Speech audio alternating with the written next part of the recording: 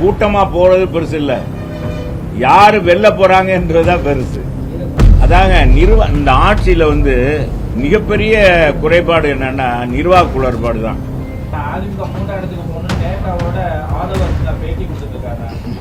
ஏங்க என்னங்க நீங்க யாரும் சொல்றாங்களா, எல்லாரும் சொல்லுவாங்க, அதுக்கெல்லாம் நாங்க பதில் சொல்ல முடியாது.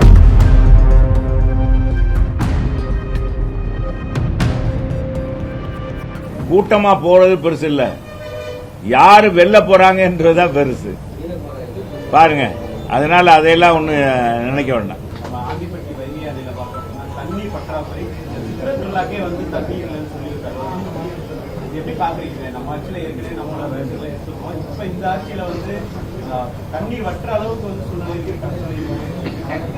அதாங்க இந்த ஆட்சியில மிகப்பெரிய குறைபாடு என்னன்னா நிர்வாக குளறுபாடு தான்.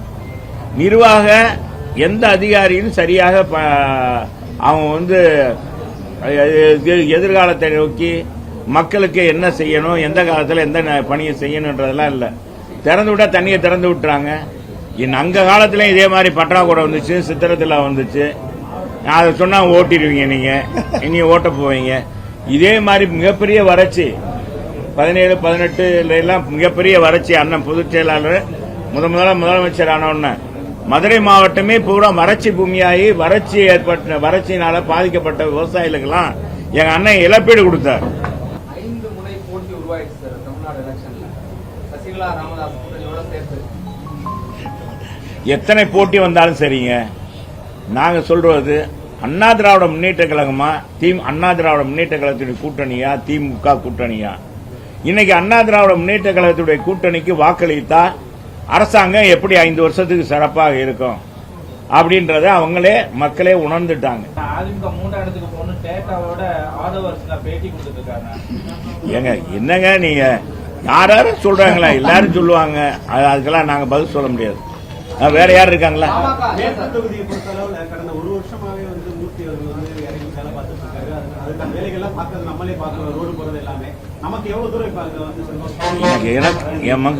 அண்ணா திமுக இல்லைங்க, ஒவ்வொரு சட்டமன்ற உறுப்பினரும் நான் மட்டும் இல்ல, அண்ணன் ராஜன் சிலாப்பா, அன்புக்குரிய நம்ம உதயகுமார் தம்பி, எங்களுடைய பெரிய பிளான் என்ற செல்வம், நாங்க மக்களோடு மக்களாக இருக்கிறோம். அவங்களுக்கான திட்டங்களை நாங்க 15 வருஷமா மேற்கு தொகுதியில் நிறைவேற்றிருக்கேன். ஒவ்வொருத்தரும் அதே மாதிரி அந்த தொகுதியில தேவைகளை நிறைவேற்றிருக்காங்க. இன்னைக்கு மேலாக இப்ப நிரந்தரமா பொதுவா பெண்கள் மஞ்சள் பூசி என்ன சொல்றீங்க, மஞ்சள் பூசிட்டு போனா அழகா இருக்கும்.